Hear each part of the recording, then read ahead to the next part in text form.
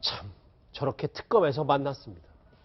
김똘똘 김기춘 전 실장과 박근혜 대통령의 그림자 조윤선 장관 얘기입니다. 두 사람 다 피의자 신분입니다. 정말 뜨거웠던 오늘 오전 취재 열기부터 만나보고 오시죠. 문학의 블랙리스트 작성과 관리에 전혀 관여한 적 없습니까? 네, 오늘 특검 조사에 성실히 임하겠습니다. 진실이 특검 조사에서 밝혀지기를 기대합니다. 청문회에서 왜 블랙리스트 본 적도 없다고 하셨습니까?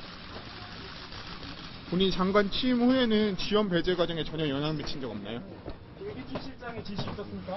문체부 직원들이 블랙리스트 작성 정황 진술했다고 하는데요. 최순실 씨 존재에 대해서 누구로부터 보고받은 겁니까? 아직도 최순실 씨 존재 모르십니까? 본인 관련 의혹들 너무 많은데 증거인멸 왜 하고 계신 건가요? 정부 지원 배제 명단 아직도 모르십니까? 블랙리스트 하고 들어가시죠. 네, 특검에서는 이제 두 사람을 같은 날 30분 간격으로 불렀는데 어떤 의도가 있을까요? 일단 두 가지입니다. 첫 번째는 일단 이 블랙리스트 관련해서는 사실상 거의 조사가 끝난 상황이에요. 지금 벌써 3명이 구속돼 있고요. 그렇죠. 김종덕 전 장관, 정관주 전 차관, 신동철 전 비서관이 지금 구속돼 있는 상황이죠. 그리고 블랙리스트와 관련된 사람들은 어마어마하게 많은 분들이 지금 수사를 받은 상황입니다. 그래서 대략의 루트가 정무수석실에서 작성해서 뭐 교문수석실을 거쳐서 문체부로 들어와서 이제 그게 집행이 됐다 이런 과정인데 지금 이제 마지막으로 남은 2명의 타겟이 조윤선 장관, 그다음에 정무수석이었고요. 김기춘 전 실장이 2명이 남은 거죠. 그리고 특검이 지금까지 계속 안 부르는 거지 못 부르는 게 아니다라는 표를 썼었습니다. 그 증거는 어느 정도 확보했다라고 하는 상황이고 다만 최근에 있었던 그 헌재 그 증인신문을 한번 생각을 해보면 한 명씩 돌아서 나오면 그 사람이 들어가 진술하고 바깥으로 나오잖아요. 예.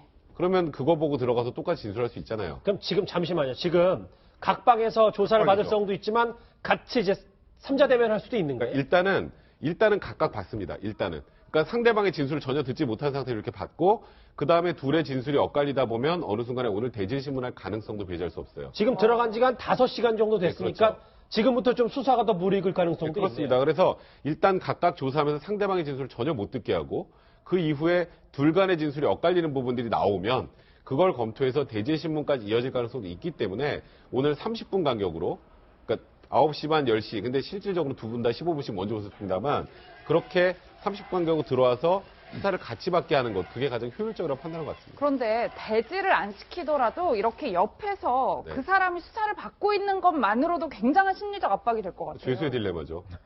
저쪽이 먼저 불면 어떡하지? 이런 게 있거든요.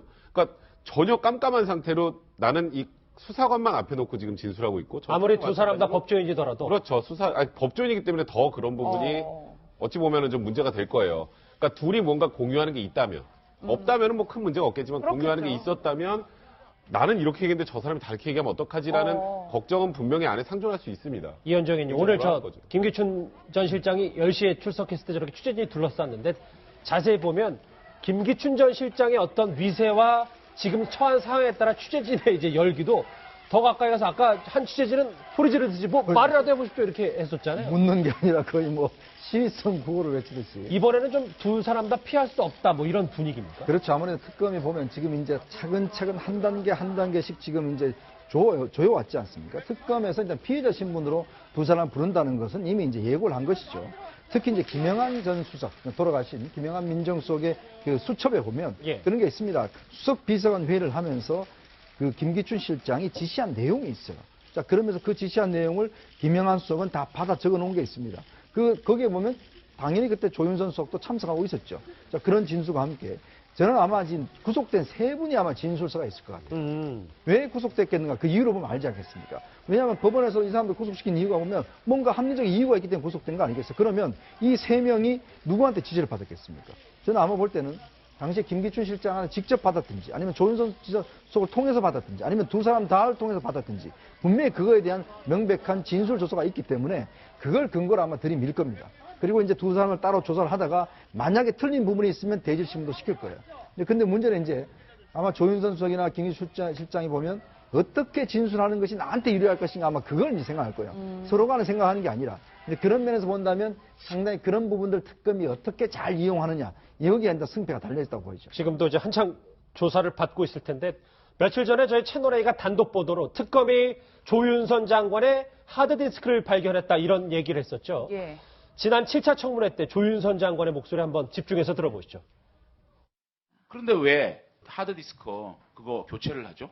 제 방 아니요. 하드디스크요? 저 장관 말고 그 밑에 문화정책국에 직원 두 명의 그 컴퓨터 하드디스크 바꿨잖아요.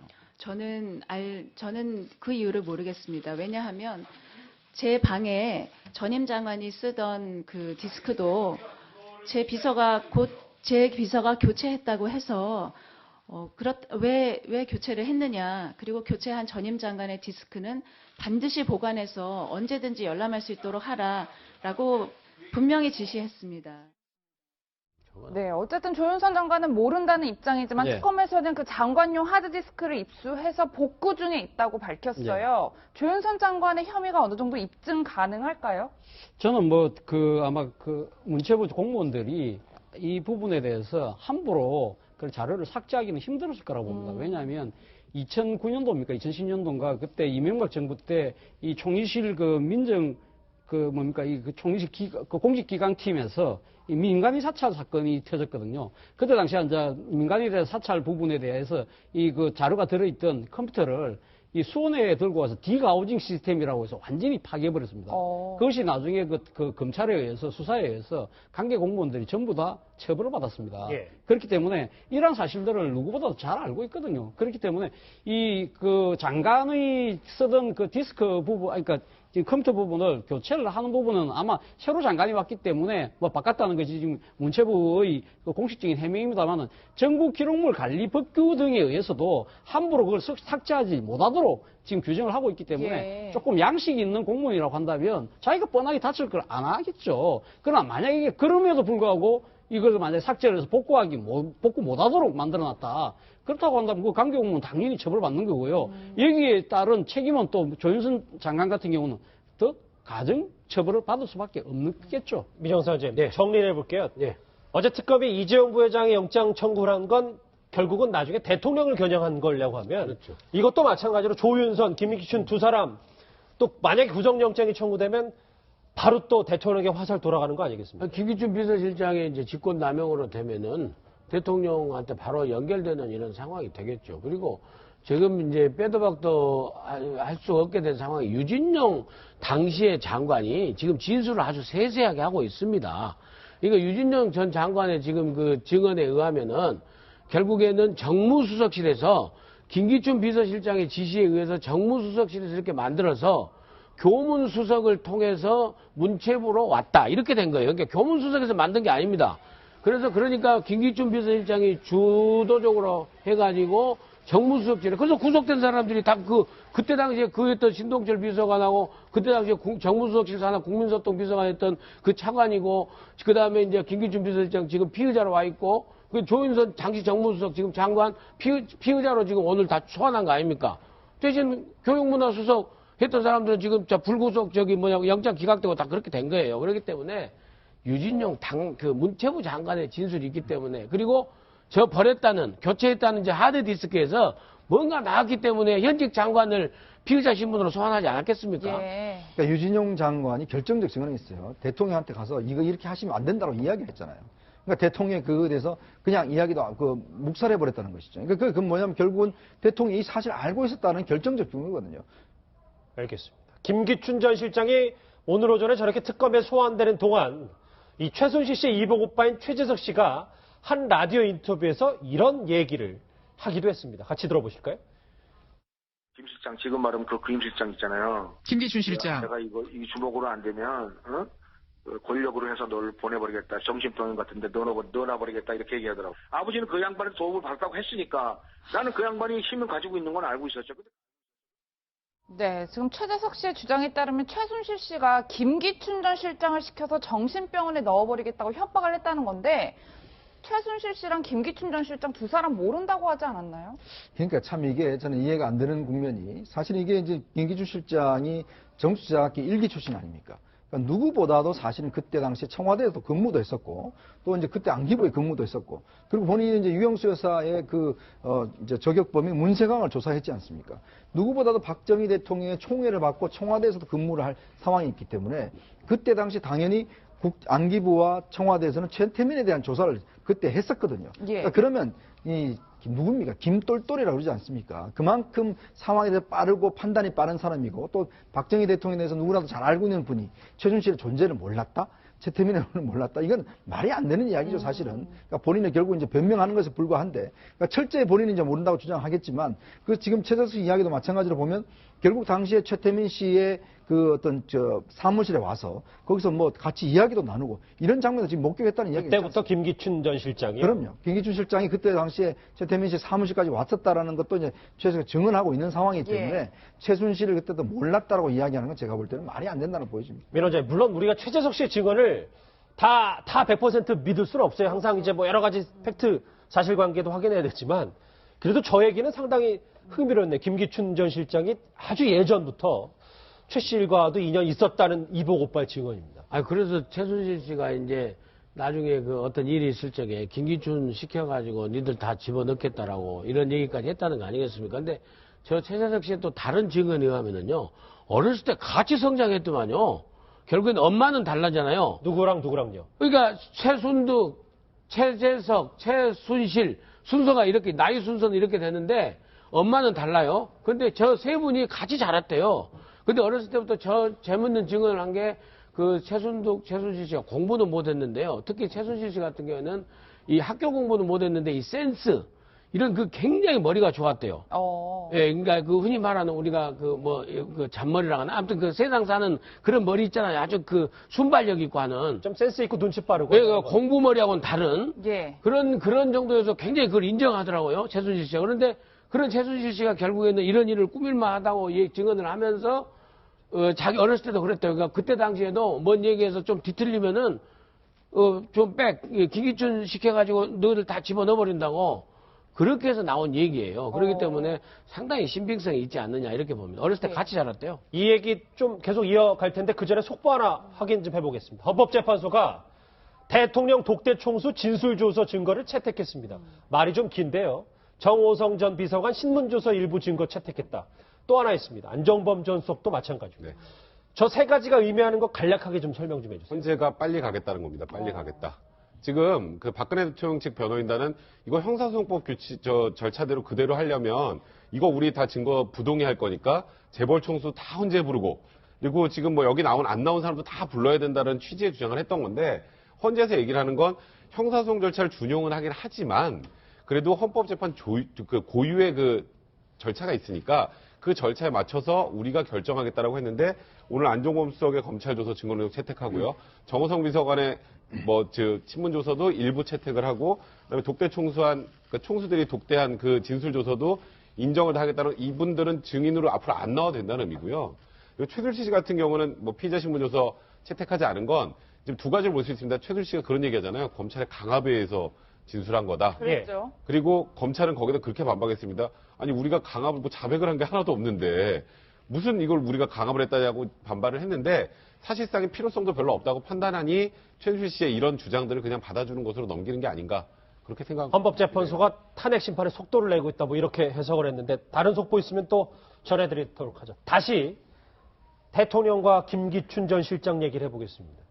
저 얘기 그러니까 최순실 씨 이복 오빠의 증언도 증언이지만 어제 한 일간지 보도를 보면 창 교수님 저 같이 보시죠. 저게 2009년에 발간될 책이었지만 이제 미공개 회고록인데 회고록에 저 정도 얘기했으면 운명, 인연 저 정도는 어떤 의미입니까? 사실 이 김기춘 전 실장이 2009년도에 이 책을 냈는데요. 2009년도라면 본인이 아마 70살이 되는 아마 그러니까 지금 고의를 앞두고 아마 내는 책이 아닌가. 그래서 자기가 살아온 인생을 나름대로 정리를 해본다는 건데 지금 뭐 미공개라고 합니다만은 자기 그 자신의 주위, 자기 그 주위의 지인이나 친척들한테는 돌린 걸로 보이는 거거든요. 예. 그래서 공식적으로 이렇게 출판사에 의뢰를 해서 이제 상업용으로 그 펴냈다 아니다 뿐이지 나름대로는 그러니까 그 책의 형태를 갖추고 만들어낸 겁니다. 자, 그렇다고 한다면 2009년도 시점에 저걸 낼 때라고 한다면 2009년도는 박근혜 대통령이 한나라당 내에 있었지만 차기 대선 주자로서 상당히 주목을 받고 있던 시대였고 예. 그리고 많은 사람들이 아마 차기 대통령이 될 가능성이 높다고 생각할 때였거든요. 그렇다고 한다면 이 김기춘 전 비서실장 같은 경우는 박근혜 대통령이 아마 그 어떤 식으로든 정치기구 제기를 해서 이제 차기 대통령이 될 가능성이 높다고 봤을 거예요. 그렇기 때문에 저는 이 회고록을 누구에게 줬느냐 정확하게 알 수는 없지만 저는 틀림없이 한두 부 정도는 박근혜 대통령에게도 아마 줬을 가능성이 더 높다고 봅니다. 그렇기 때문에 이러한 그런 여러 가지 상황을 고려를 해서 자신이 이 지금 박근혜 대통령 또 박정희 전 대통령과의 관계를 꼼꼼하게 다 기술할 수밖에 없었던 것이 아닌가. 일종의 자신의 정치적인 미래를 위해서 쓴 책이다. 저는 그렇게 보고 싶습니다. 그런데 저 책에 최순실 씨 관련된 얘기는 없었어요. 당연히 없겠죠.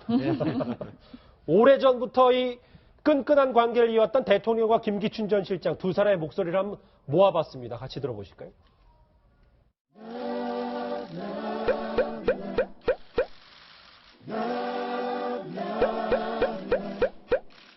행복한 대한민국을 만드시기 위해서 노심초사하고 계시는 우리 대통령님의 우리 비서실장께서는 정말 그 드물게 보는 정말 사심이 없는 분이고 국정 철학이 차질 없이 구현되도록 가정에서도 참 어려운 일이 있지만 그냥 뭐랄까 그런 자리에 연연할 그런 이유도 없이 옆에서 도와주셨습니다. 아직도 정의는 13년 청와대 출입기자 송년회에서 우리 대통령은 매력적이고 차밍하고 위험하고 디그니티하고 엘리강스 우아하다.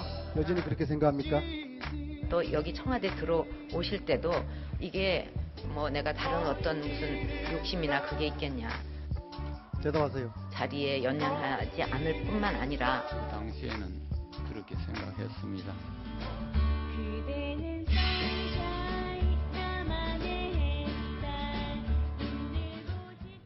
네, 영상만 봐도 서로에 대한 믿음이 대단한데 저런 관계가 될 수 있었던 그 배경이 있을까요? 그렇죠. 아까도 좀 말씀드렸지만 사실 김기춘 실장이 사회적으로 성공한 것, 그 출발점이 바로 정수장학회입니다. 그러니까 본인이 대학원 다닐 때 정수장학회 1기 장학생으로 일단 돈을 받았고, 그리고 이제 검사가 된 다음에도 당시에 신직수 씨라고 있습니다. 그러니까 박정희 대통령의 최측근이었죠. 법무장을 하던.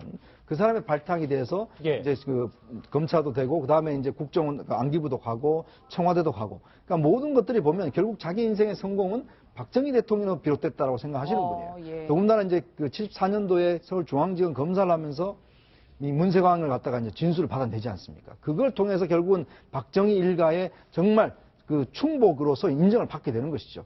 그 지금도 보면 그 사적인 자리에서는 항상 주군이라고 그러지 않습니까? 주군. 그러니까 그거 보면 결국 군신 관계라는 것이죠. 그러니까 일반적인 파트너가 아니라 저 두 분의 관계는 결국 군신 관계고 내가 모시는 여왕님이고 나는 신하다. 이제 그런 것 때문에 사실 2009년에 냈던 이 책도 보면 제가 볼 땐 거의 신앙 고백서예요. 아니 잠시만요. 근데 주군, 여왕, 그리고 시녀가 최순실 씨라고 그랬잖아요. 근데 최순실 씨 저기 한다고 김기춘 전 실장 이보 오빠 잡아간다고 이건 또 말 안 되는 거 아니에요? 근데 문제는 이제 두 사람 간에서 제가 볼 때는 뭐 지금 본인은 인정하고 있지만 상당한 긴장 관계에 있었던 것 같아요. 왜냐하면 최순실과 김기춘은 권력을 놓고 상당히 제가 볼 때는 갈등 관계에 있었던 사실로 보여집니다. 특히 이제 최순실을 보면 뭐 늙은 여우다는 이야기를 하면서 굉장히 비난을 많이 했지 않습니까? 그리고 정윤회 문건 사건 같은 경우도 보면 최순실을 김기춘 실장을 치겠다는 문건 아니에요. 그런 것도 보면 결국 아마 최순실과 김기춘 간의 권력을 놓고 상당한 다툼이 있었고 박근혜 대통령 두 사람 관계를 적절히 이용하면서 권력을 운영했던 것이 아닌가. 저는 그렇게 보여집니다. 박근혜, 말씀하십시오. 문세광 자백 관련해서 조금만 더 첨언을 하면 당시 예. 그때 이 지금 중앙정보부 대공수사국장을 맡고 있었거든요. 김기춘 비서실장이. 그때 이제 1974년도 문세광이 8월 15일 날 8.15 경주식 때 그렇죠. 총을 쏘지 않습니까? 그래갖고 잡혀왔는데 이 지금 문세광이 자백을 안 하는 거예요. 그렇다고 해서 뭐 이제 고문을 한다든지 그렇게 할 수도 없는 상황이고 하니까 그래서 어떻게 이야기를 했냐고 하면 이 문세강이 그때 당시에 일본에서 상당히 이 유명했던 책이 이 자카레 날이라는 이 지금 뭡니까 드골 대통령을 암살하는 이 그 소설이었어요. 그걸 갖다 마침 이 김기춘 비서실장이 일본어로 된 책을 읽어봤다고 그래요. 그래서 일본 내에서 상당히 앉아 이 대통령의 암살을 다룬 그런 소설이 있기 때문에 유명했기 때문에 자신이 읽어보고 있고, 그래서 자기 신이 직접 신문에 들어가서 문세강 보고 자카레 날을 읽었냐? 그러니까 그때부터 문세강이 흔들리면서 자백을 하기 시작했다는 거였죠. 바로 그 때문에 박정희 대통령이 당시 역시 김똘똘이 최고구나 그런 이야기를 했다는 거 아닙니까? 대통령과 뭐 김똘똘이라고 칭했던 이 김기춘 전 비서실장의 관계를 얘기해보고 있는데, 글쎄 이런 국정농단의 민낯들이 다 드러나면서 참 이분이 재평가되고 있다는 얘기가 나왔습니다. 관련 목소리 누군지 보실까요? 스스로 시퍼렇고 막강한 힘을 가지고 있는 유신 체제를 정면에서 도전해가지고 타파하는 데 성공했습니다. 그렇게 해야 민주주의를 회복하는데 완전히 성공을 했습니다. 우리가 대통령과 가를 잃었다고 하는 것은 매우 마음 아픈 일이고, 이 마음 아픔은 어디에 비할 데가 없습니다. 그러나 유신 이후 지금 7년이 경과됐습니다만 영구히 집권할 수 있는 모든 것이 보장된 오늘날 20년 내지 25년은 최소한 자유민주주의가 회복이 안 된다. 목소리가 상당히 카랑카랑합니다. 김재규 전 부장, 중정부장. 저 재평가 분위기는 민 원장님 어떻게 평가하십니까? 글쎄요, 재평가를 하는데도 좀 조심스러워야 되지 않느냐. 어찌됐건 간에 현직 대통령을 불법인 방법으로 인해가지고 살해한, 시해한 사건이기 때문에 상당히 다시 평가해야 되나. 그리고 또 김재규 씨가 사실은 박정희 대통령의 최측근으로서 누릴 만큼 다 누렸어요. 그리고 김재규 씨가 그러면 저 정도를 할 경우에는 그 전에 본인의 죄를 갖다 먼저 사야 하는데, 본인이 이 중앙정보부장을 쭉 해오면서 이렇게 하고 했는데, 저 행동 하나로 모든 것을 갖다가 사죄받고 또 역사적으로 재평가를 받아야 되느냐 하는 부분에서 저 개인적으로는 상당히 조심스러워야 된다.